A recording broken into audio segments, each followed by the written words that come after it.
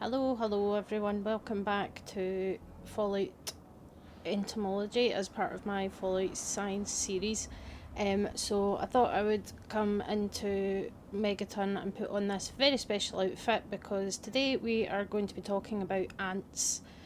Um, there's quite a range of different ants found across the wasteland, including some that have somehow been able to evolve to breathe fire, which is always an adventure. And the antagonizer is a character from the Grognak the Barbarian comics, from Hubris Comics back in the day. And if you head to Canterbury Commons in the capital Wasteland, you discover that someone has adopted the persona of the antagonizer, created this amazing costume, and tamed a whole bunch of ants to fight against the Mechanist. So I did resolve that quest in this game peacefully, so everybody survived. But I did end up with this very snazzy outfit, so that I could pretend to be an ant-based supervillain if that's what I really want to do. So I thought it was quite fitting for the introduction to this video, where we're going to talk about the ants. We're going to talk about the ones that you can encounter in Fallout New Vegas and Fallout 3, and in Fallout 4 in Nuka World. In the main game of Fallout 4 there isn't any ants, but when you go to Nuka World you can find quite a variety of them in that area, and they're quite interesting in the way they work. So yeah, I just thought I'd show off this fabulous outfit as well. And we'll get started. So we'll talk a bit about the kind of ants that is most likely that the ants of the Fallout series are based on, which is the Carpenter Ants in the Camponotus genus, and that seems to be the most likely one. So we'll get a look at them, what they look like, and how they work in the real world, because they do have quite an interest in kind of biology and the way they kind of work together to keep the whole colony going. It's quite fascinating. So that's where we're going to go, and then we're going to go and meet some of them in various parts of the wasteland. So let's get started. So when we are talking about the ants from the Fallout series, the most likely sort of basis for the giant ants that we see everywhere are the Carpenter ants, which are indigenous to a lot of sort of foresty parts of the world. They're called Carpenter ants because they build their nests inside wood, so either inside trees, or they can build their nests inside wooden structures and buildings and things like that and cause a bit of damage. A little bit like termites, but they are a little bit different. So this image here is of a red carpenter ant, and this is the black carpenter ant. The credits for the images will be in the description of the video. So they are part of the order Hymenoptera, in the Formicidae family, and the genus is Camponotus, which does account for approximately 1,000 species under that genus. So as I said, they build their nests in wood, they chew the wood and they carve it out, but they don't eat it like termites do. They discard it as sawdust that's left outside the nest. And I say they can cause some problems because they can do a lot of damage to sort of wooden structures within buildings, which can be quite dangerous. And again, that's similar to what you see with termites. So they are quite ubiquitous, which would make sense for why we find them in various parts of the wasteland.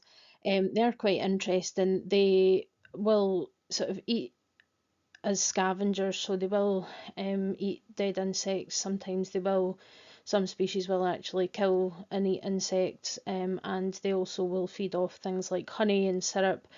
They're known to farm aphids, and it kind of like we farm, cattle and sheep and things. So they protect the aphids from other predators, and they basically the aphids produce this sugary honeydew liquid, and the ants feed off that. So it's kind of a mutually beneficial relationship, which is quite interesting. That they do essentially like create farms for aphids, which are much smaller. These ants are quite large, as far as ants go. You do have some of them that can fly. Typically the queen will have wings, and there'll be some male drones, which are also the fertile ones, that fly. They will go out in small groups, or they'll scavenge alone, but they do work. They have a very altruistic relationship, working together and bringing food back to the queen and to the drones, the fertile ants, in the nest. So they do have the typical sort of social structure that you tend to find with most ant species. That they will bring food back for the queen and take care of the queen and things. They do use pheromones to communicate as well, but they are known to be a pest in the real world because they can do a lot of damage to wooden structures within buildings, and affect the affecting the kind of structural integrity of sort of wooden supports and things like that. So they are considered a pest in a lot of parts of the world. Of course, in the Fallout universe, they are still a pest, but part of the problem is that they are obviously much larger, compared to the real world counterparts. They're much larger.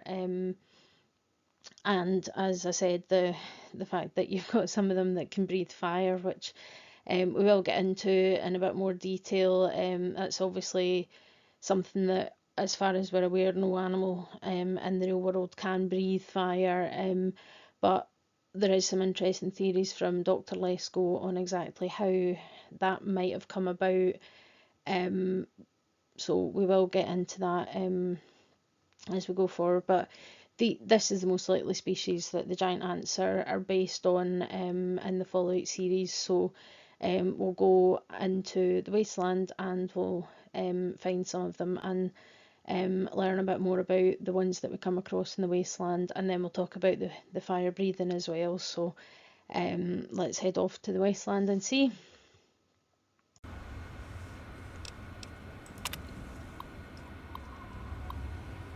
So this is the Enclave's notes on the giant ants.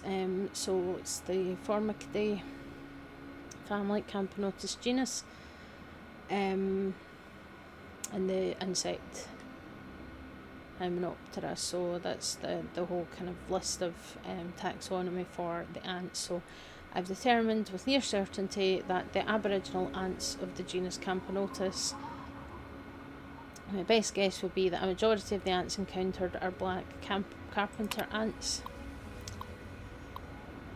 Camponotus pennsylvanicus. However, given that this particular genus consists of over 1,000 different species, classification has been difficult. Prior generations of the genus were only considered a nominal threat to humans, but their social and fiercely territorial nature, combined with the greatly increased mass of current varieties, has made them extraordinarily dangerous.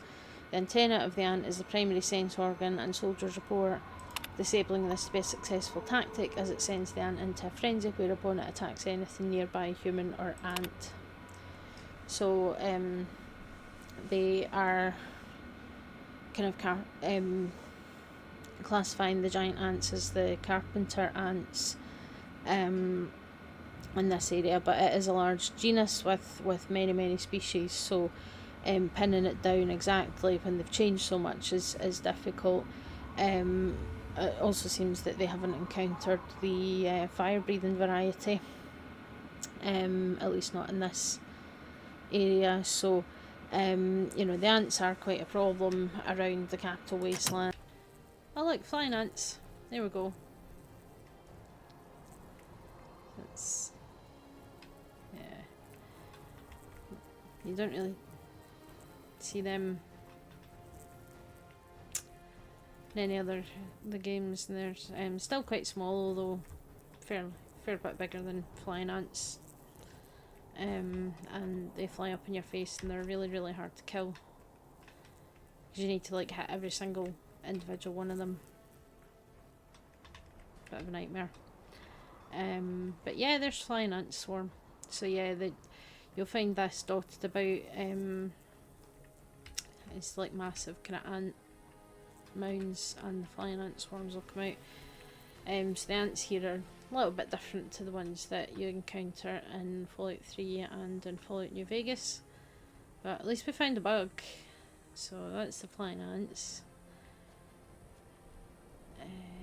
Giant ants are quite commonly encountered in the Wasteland in Fallout 3 and in Fallout New Vegas. They do appear in the older Fallout games as well.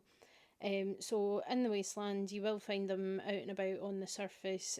Sometimes they are in the metro tunnels and sewers, and in the case of New Vegas and the Mojave Desert you do find them in the dry lake beds. So the one that we're at here is the El Dorado dry lake, and there's also a group of giant ants at the dry lake bed that's on the way to that's near Nipton. You find them in groups typically, at least kind of 4 or 5, sometimes a couple more, and more often than not you'll notice that it's a mixed group. So you'll have some of the smaller ones like this guy, that are the worker ants, and then you'll find some larger specimens which are the soldier ants. So likelihood is that you have got the workers that are out here to scavenge and collect food to take back to the nest, and the soldier ants are there to protect the weaker worker ants and their feeding grounds to ward off any potential predators. They will sometimes attack and take something down as a food source. So on the road to Nipton at the dry lake bed you do find that they have taken down a giant rad scorpion, and you'll find there's a group of ants surrounding a dead rad scorpion. So they will attack in groups when they feel a need to as well. So something to kind of bear in mind. There are a couple of locations where you can find the queens. They're very rare, but they are found in a couple of locations, most notably in the Marigold metro station in the capital Wasteland, which we will get to later in this video, and the ant mound that's northwest of Repcon headquarters, which we'll be heading to in a little bit as well, to take a closer look at the queens. But I say these ants are, they can be problematic because they do often swarm, and they can attack in a large group. And I say the size difference between the worker ants, as you can see, and then the soldier ants they are much bigger and they are much tougher. But if you're sort of fairly skilled and a couple of levels behind you, then they're generally not too bad to take out, because at least they don't have any venom or anything like that. It's more the fact that they tend to be in numbers, and say some of them are the bigger, tougher soldier ants. And I think even in Fallout 3 you can have, if you don't do those until quite a high level, you can have warrior ants, which are kind of the toughest variant, alongside the kind of nest guardians when you go out down into Marigold Station. But you do see this is just going to be a demonstration. This is the fire breathing ants. So I turned combat AI back on again just to get a demonstration of the fire breathing. So it's hard to see how they do it because it's generally pointed in your direction, but it does seem to be just coming from their mouths there. So the sort of theory is that they secrete a sort of flammable substance in their saliva, which they can click their mandibles, their jaws, to create a spark to ignite it. That's kind of the best theory that we've got on how they actually achieve this.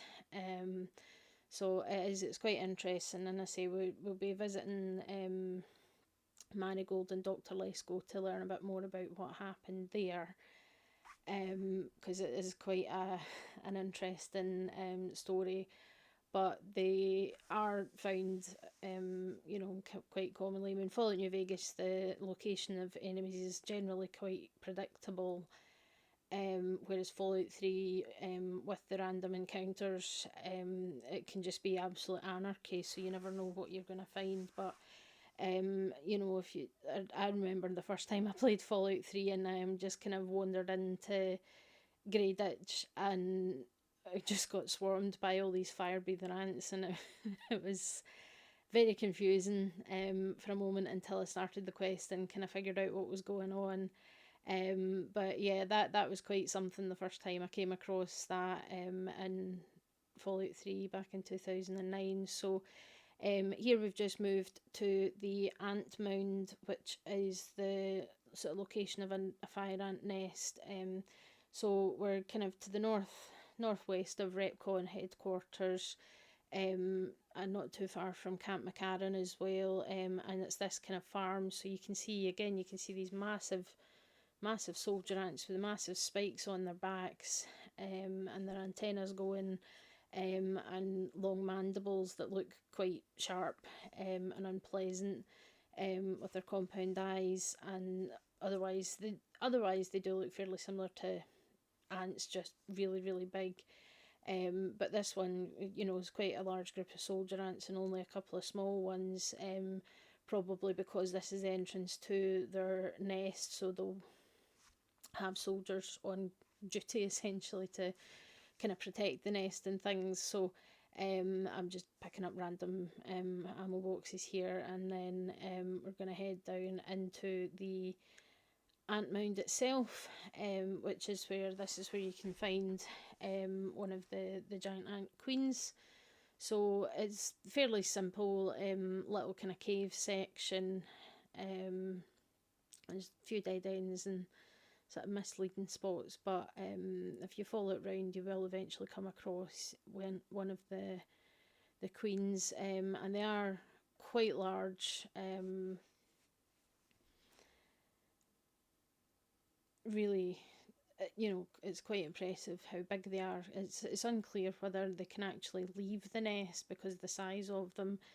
I don't know if she would actually fit through that little kind of cave entrance anymore, which could explain why, underground, and they've obviously got the worker ants bringing the food in and things like that. So they are fairly well organised, very similar to what ants sort of society is like in the real world, that they do have this kind of colony where the different ants have different jobs and things. There'll be some that are sort of there to take care of the queen, some that are there to defend their colony from predators, and there'll be males that are mating with the queen potentially so that she can keep reproducing. So you can see there's piles of bones and dead wastelanders and things. So they are scavengers that'll eat just about anything, including other dead insects. But you can see the size of the mandibles on her,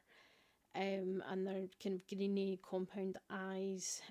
She's got very long wings as well, although we don't really see if she can really fly that well. And it could be there is mention in the Enclave's notes about the radroaches that while they still have wings, they can't fly properly because they've grown too big, and the wing strength hasn't been able to keep up. And I do wonder if it's the same for the ant queens, that they still have the wings but they can't really fly anymore because they've got so big. Because you can see the size of her abdomen, that last section of the body, absolutely massive, and it's just kind of throbbing and pulsing all the time, which just gives me the heebie-jeebies, I have to say.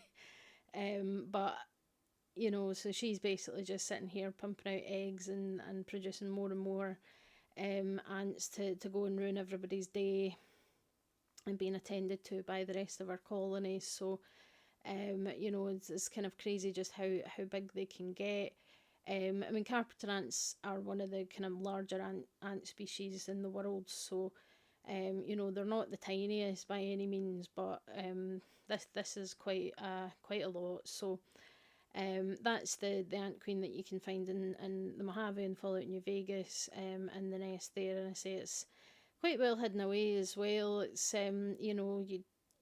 you wouldn't expect to just go into like a barn and then see that there's a kind of hole in the ground and you just go into that and find ants, but that's obviously where they've made themselves at home, and they've got the guardians outside as well. They're very creepy to look at. They're waving antennae and things.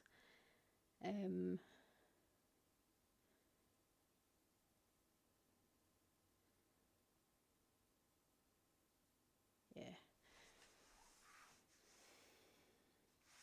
So let's talk about the fire breathing and talk about Dr. Lesko. So he is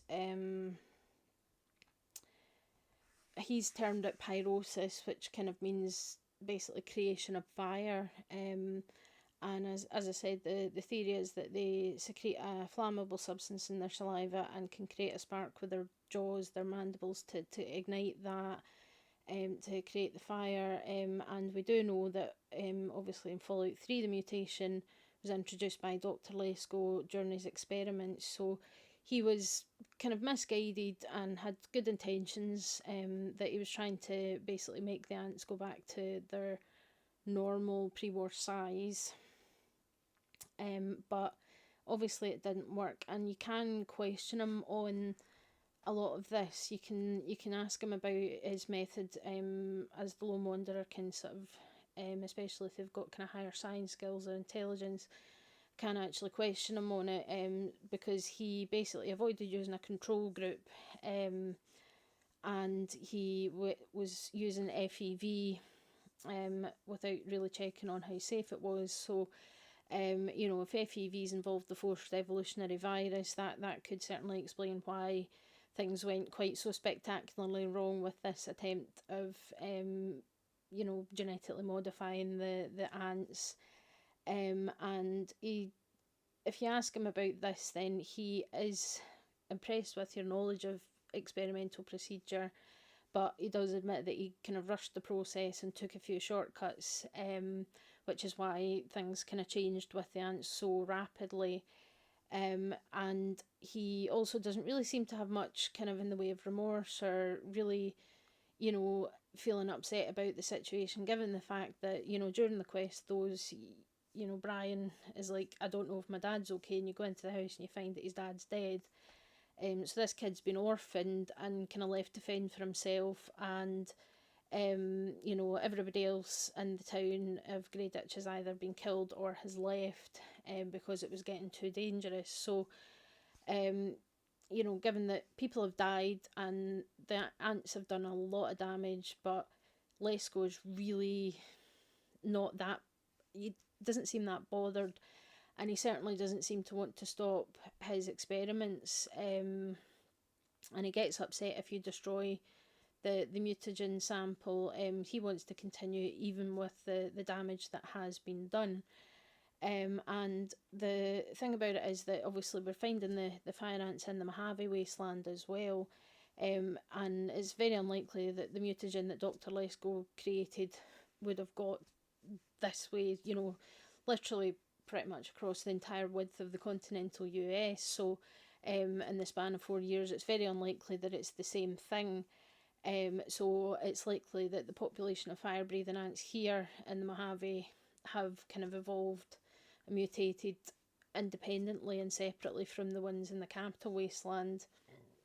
But given that Lesko used FEV to create his mutagen, it's not impossible that some ants here in the Mojave were somehow exposed to FEV, and that kind of caused the mutation for them to develop the fire breathing ability as well. That's certainly a possibility, but we don't really have much data on that, and in this game, so we don't really know for sure. And obviously a lot of the assets for Fallout New Vegas were taken from Fallout 3, as it was a side project in the same game engine and everything. So it might be that the developers just thought the fire-breathing ants were kind of interesting, but it'd be interesting to see if maybe they evolved from exposure to FEV and something like this happened, just a random chance, which ties in with that. So now we're just looking at some of Dr. Lesko's notes.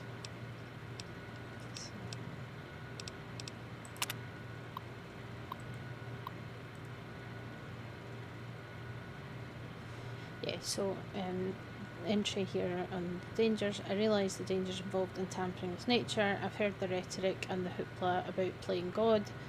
However, I'm determined to reduce these poor things back to their original state when they were harmless. Only through genetic recoding is this possible. All that is needed is a proper test subject. My search continues as I tweak the formula. Sample location discovered. I found the perfect specimen for my experiments inside Marigold Station. I've set up shop underground for now while I prepare the experiment. All I need is a bit of last minute programming on my robot and it will be ready to perform the delicate injections. Soon I will prove to everyone that my formula is a viable alternative to the destruction of these misunderstood beings. So he's wanting to try and sort the ants out to save them. And then, where did I go wrong? Batch A27 is a complete failure. I must return to my original formulas and begin the process all over again. Perhaps the pressure of working in these conditions without proper laboratory equipment is to blame. Perhaps I simply didn't splice the correct genetic instructions, or perhaps I'm fatigued. Whatever the case may be, A27 is proving to be a disaster. I must introduce a new formula soon, or I may not be alive to see my hypothesis come to fruition. So, yeah, I've lost karma for looking at that apparently, but he doesn't actually seem to care.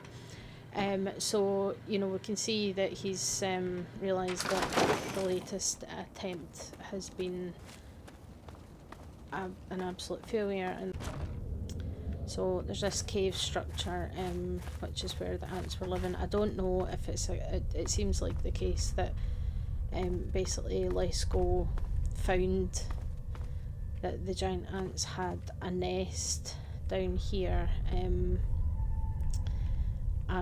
so that's why he chose to do his experiments here. So you got the fire ant nest guardian. So to get to the queen you have to fight through 5 of these nest guardians, which are kind of stronger soldier ants. Obviously their purpose is to protect the queen, but you don't have any choice but to fight your way through them. And then get to here. So yeah, I left her alive, but you can see some remains. That's probably, yeah. And skeletons are having some weird physics going on. So yeah, we've got like a pile of eggs there, and then this is the fire ant queen, marigold ant queen. So like the one that we saw in New Vegas, you've got these massive mandibles and a huge abdomen that's just throbbing, and she has wings as well, although whether she's actually capable of flight, it's hard to say.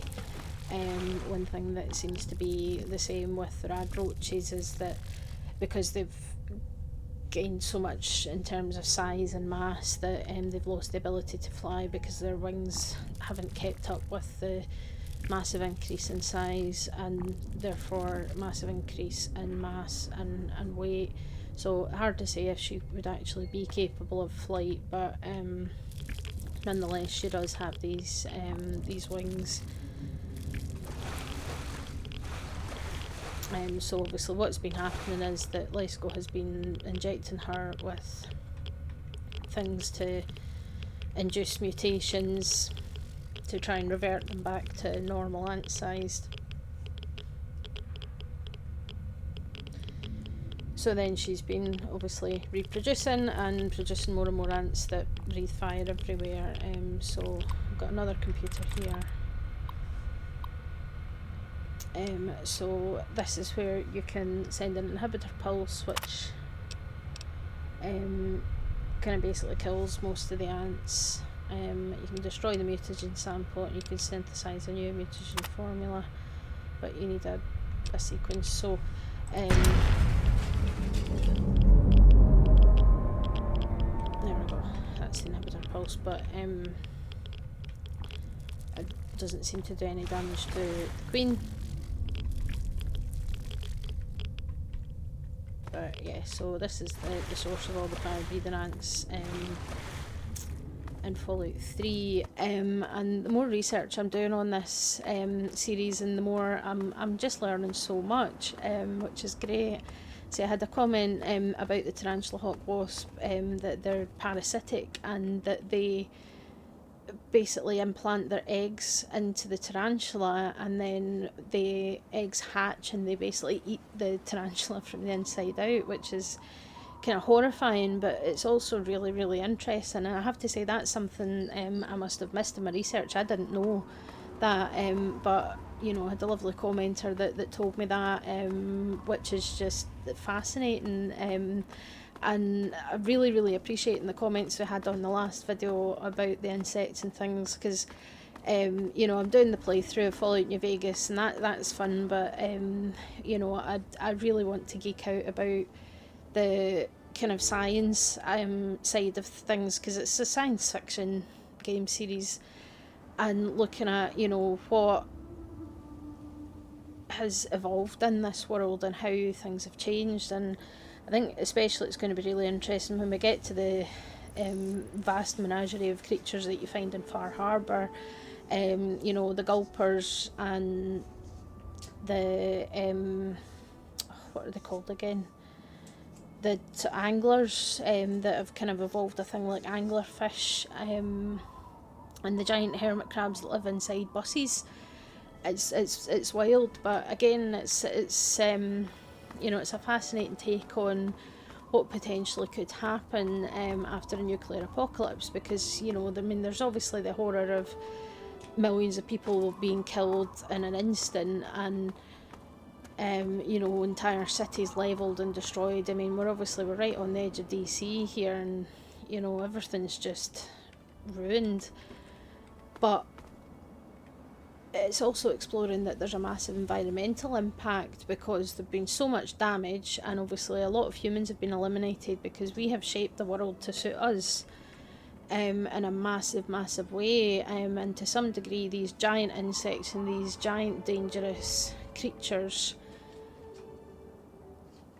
it's really representing nature kind of fighting back a bit, and kind of you know, that the natural world has managed to reclaim the world a bit, because so many humans have been eliminated. But the radiation is still persisting. You know, there's radiation in a lot of places around the Wasteland still 200 years later, because you know, it takes a long time for the, you know, for the radioactive isotopes and things to decay to the point where they're not kind of emitting radiation anymore, and it's this, you know, it's this sneaky silent killer in the background of the world that we're living in, and we're having to, you know, kind of adapt to that. And then obviously, I mean, we're here in Fallout 3 in the Wasteland around Washington DC, and the whole point of the plot is to get this water purifier in the Hudson River so that